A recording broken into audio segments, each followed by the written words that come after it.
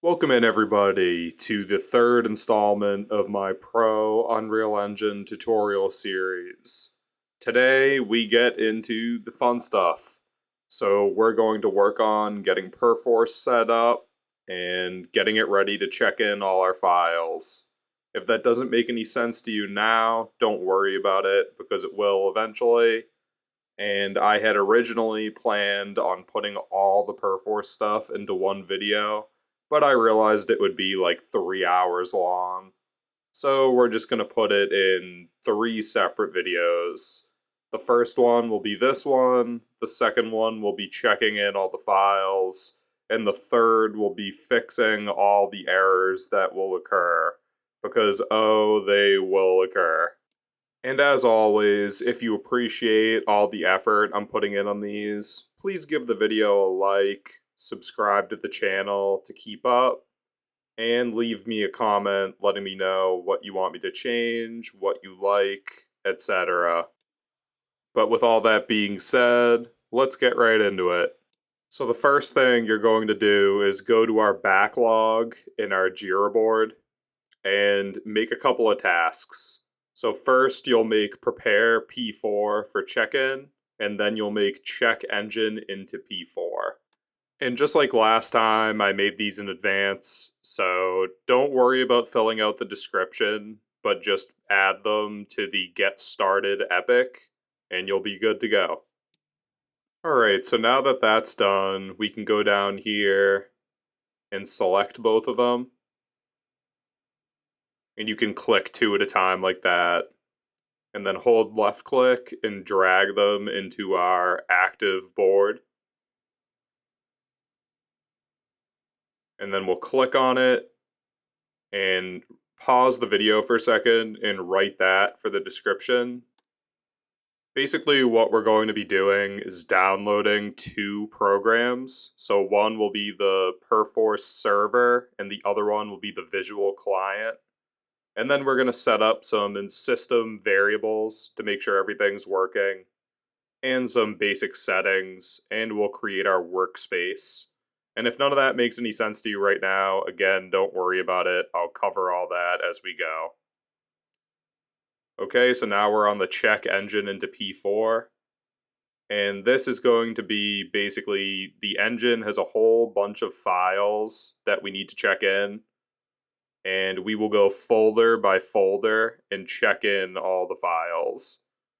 And once all our files are into version control, we're going to need to perform a bunch of checks to make sure that everything worked okay. And we'll take care of that once we place the task into review when all the files are checked in. And again, Perforce is kind of a pain, but it's really important, and it's the industry standard for version control software. So learning how to do it is one of those things that if you're ever in a job interview, it'll separate you from people who don't know how to use Perforce. And you have my word, by the end of this tutorial series, you're going to be an absolute pro with it. So I'm finishing up writing the description here. So as I said, check in the various folders. The review process will be very extensive. And we're going to generate the engine and game project files again and build the game engine again, because we really want to make sure we get this right the first time. It's one of those things that if we do it right now, it'll be easy moving forward, but if not, it's going to be an absolute disaster moving forward. So throughout this process, if you have any errors or anything weird is happening, just leave a comment and I'll try to help you out. Unfortunately, a lot of this stuff is very hard to solve without seeing your configuration, but I'll do my best. So yeah, we'll move that into in progress. And we'll add one step to download Notepad++, because it is the superior text editor. And you guys will see why that's so important as I get going here.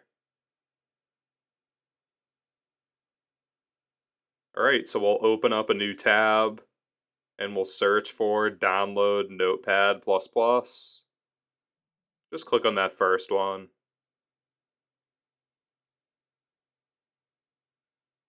And I like to download, let's see which one I pick here.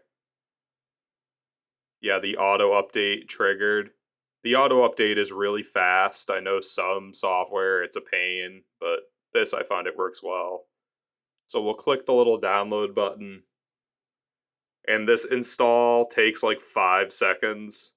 So just click through the default options. Okay. Click install. Yep. So finish. But yeah, that editor is so much better than some of the other stuff. Definitely the default notepad. But so now it's time to open a new tab and start installing the P4 stuff. So Google download P4D Helix Core, and that download link should be the first thing. And you can just accept the cookies, it doesn't really matter. Okay, so we want Windows 64, and download. And it'll make you fill this out. So just fill it out to the best of your ability. And if you start getting calls from them, just don't answer. It's like their sales team trying to get you to buy Perforce. They don't understand that you're just one person. But anyways, you say on premises, don't agree to the communications one. They'll still call you, and it's very annoying. But if you don't agree to the communications, then hopefully there'll be less calling. So at this point, you press the download button.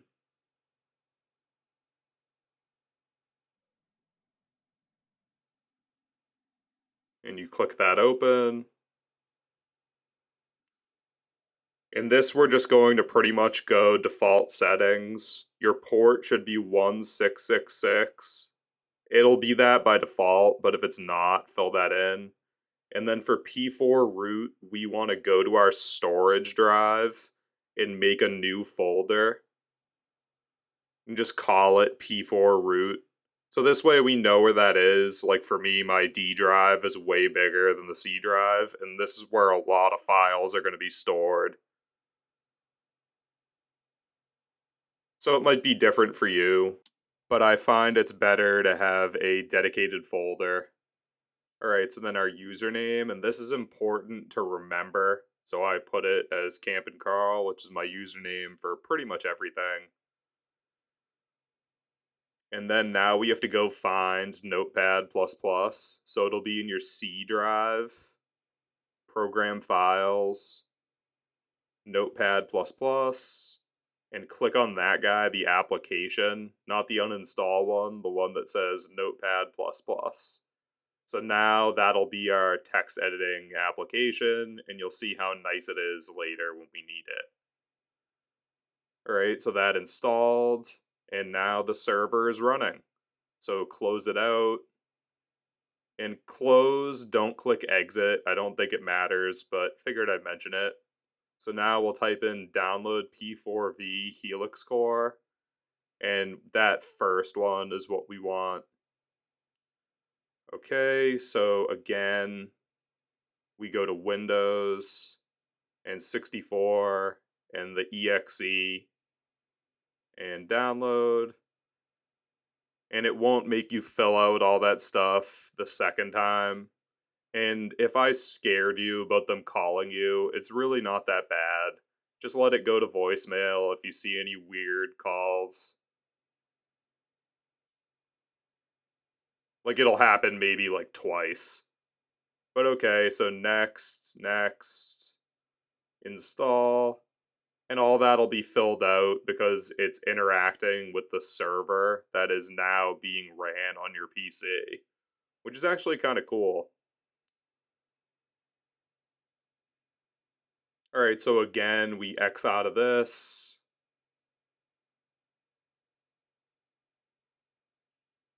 Okay, and now we can run P4V. So just search P4V. And okay, so here we need to make a user. So if you try to press OK, it won't work. So you want to make a new user and make it exactly the same as what you had previously. And you can use a password if you'd like to. I personally do use a password, but for the love of God, if you use one, make sure you keep it in a password manager of some sort. Because if you don't and you lose your password, there's a chance that you're going to lock yourself out of all your files. So keep that username and password for your server very handy, especially because the first user you make is the admin user. So it's very, very, very important. I can't stress that enough. And then you put your email in as well. I don't think this matters if you're just one person working, but it's good to do it anyways. Prepare you for that first job where you actually need to do it. Okay, so we press OK. And I actually do like to check for new versions automatically. It's better to update incrementally instead of just all at once when you need a new feature. And do what you will with the usage data. I personally like to opt out of that. Okay, so we can close out of that and search for PowerShell. And we need to set a few environment variables here. So set P4 port equals 16666. And then set P4 user. And we can make that whatever you set your username to. And here we get into a little bit more of a complicated issue. Just type P4 type map and enter, and this file will open. So I'm going to put all this in the description so that you guys don't have to type all this out. And hopefully the spacing will work better than from Evernote. But basically what this is it's telling Perforce how to treat certain file types. And at a high level, basically we're telling it to make certain files writable. So these, for example, have to do with the Unreal Build tool, and they'll be written every single time you build. And if you want to learn more about what is happening here, you just have to search the Perforce documentation. But for our purposes here, we can just close that down and you see type map saved and you should be all set.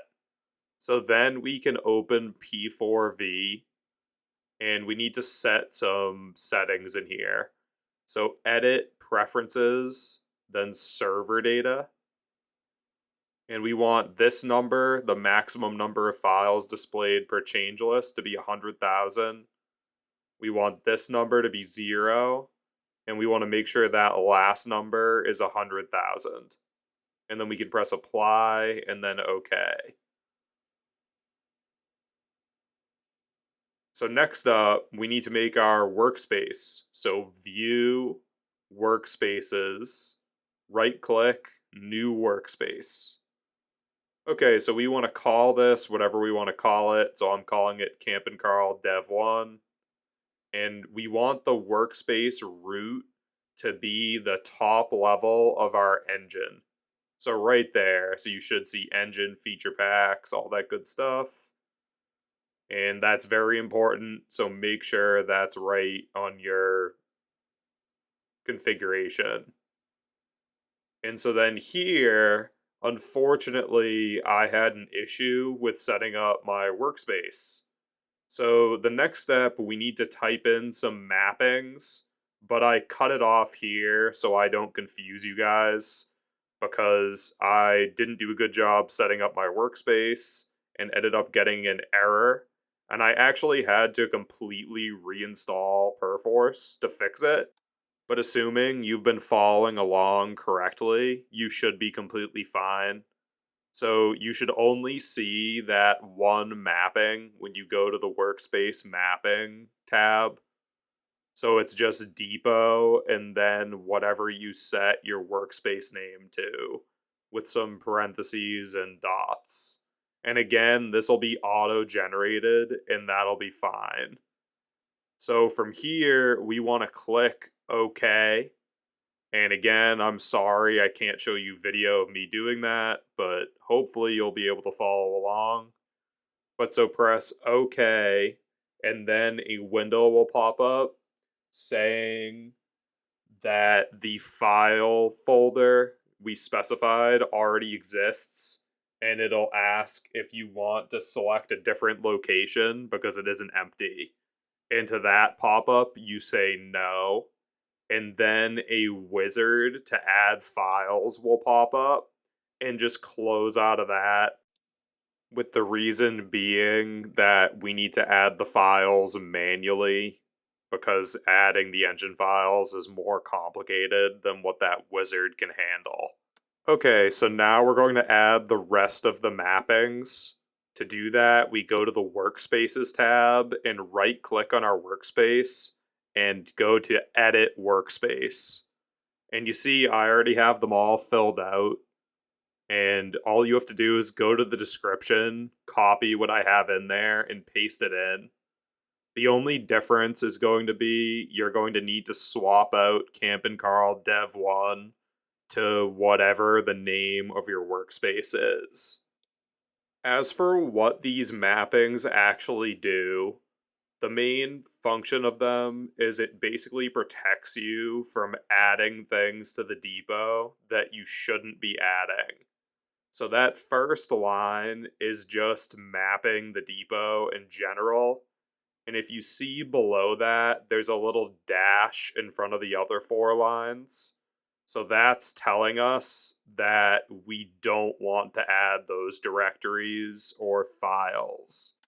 So for example, we're specifying that we shouldn't be adding the intermediate folder anywhere inside our project.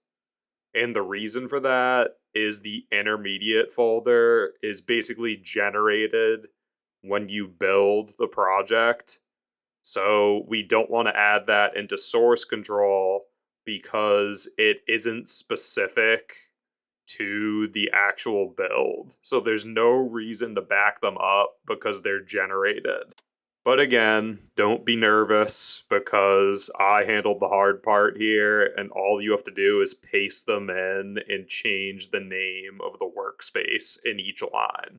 And once we're satisfied here, we press apply and then OK. And you might see a pop-up asking if you'd like to update your workspace with these new mappings, and press yes to that. Okay, so now we're looking pretty good. We can go back to our board. And before we move it over, we have to go into our workspace and see that everything looks okay here. So you should see the name of your workspace and then all the files from our engine. And once we see that, we can slide that task into done. And congratulations, you are all done setting up your Perforce server and the visual client, and now we are ready to check in our files. And at this point, the video is already 19 minutes long, so I'm just going to cut it off as I planned, and we can check everything in the next one. But with all that being said, again, congratulations on making it this far. I know Perforce might seem like a bit of a pain, and you might be asking yourself why we're even using it, but it'll make more sense once we get into developing our game, and you'll see why it's the industry standard. So many smart people wouldn't be using this software if it wasn't for a good reason, and you'll see why as we go along. But anyways, I'll see you guys in the next one. Thank you as always for watching, and have a good day. Later.